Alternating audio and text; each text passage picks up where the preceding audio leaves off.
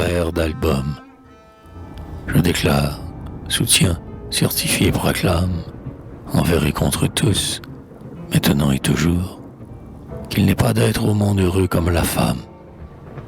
Pour elle, nos respects, nos égards, nos amours. On la fête, on lui fait des jours d'or et de soie. On la flatte, on l'encense, on l'adule, on la choie. On lui parle à genoux, on lui cède le pas. Que monsieur se démène à la bourse, à la chambre, madame peut chanter, dormir, croiser les bras, ou lire des romans de janvier à décembre. Elle parle, on écoute, on admire, on sourit. Ses moindres mots sont pleins de finesse et d'esprit. Autour d'elle, des flots d'adorateurs mystiques se pressent chaque jour. Elle n'a qu'à choisir.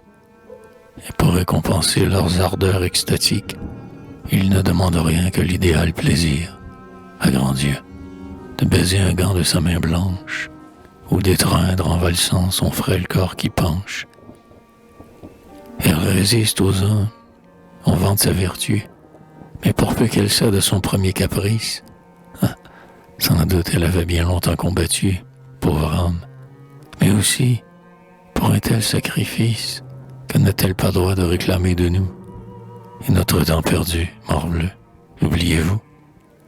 Elle met à ses pieds l'homme choisi par elle, jamais ni cruauté, ni délai, ni rigueur, mais jusqu'au dernier jour il doit rester fidèle. S'il dessert sa chaîne, elle s'écrie en pleurs que c'était bien assez de son mari qui brise chaque jour à plaisir sa pauvre âme incomprise. Ô vous qui préparez, législateurs pieux, l'émancipation complète de la femme, soyez bénis. Hâtez, s'il se peut, par vos vœux, l'égalité que nul plus que moi ne réclame, car il me tarde d'être inhumain à mon tour et d'avoir des rigueurs, si l'on m'ait fait la cour.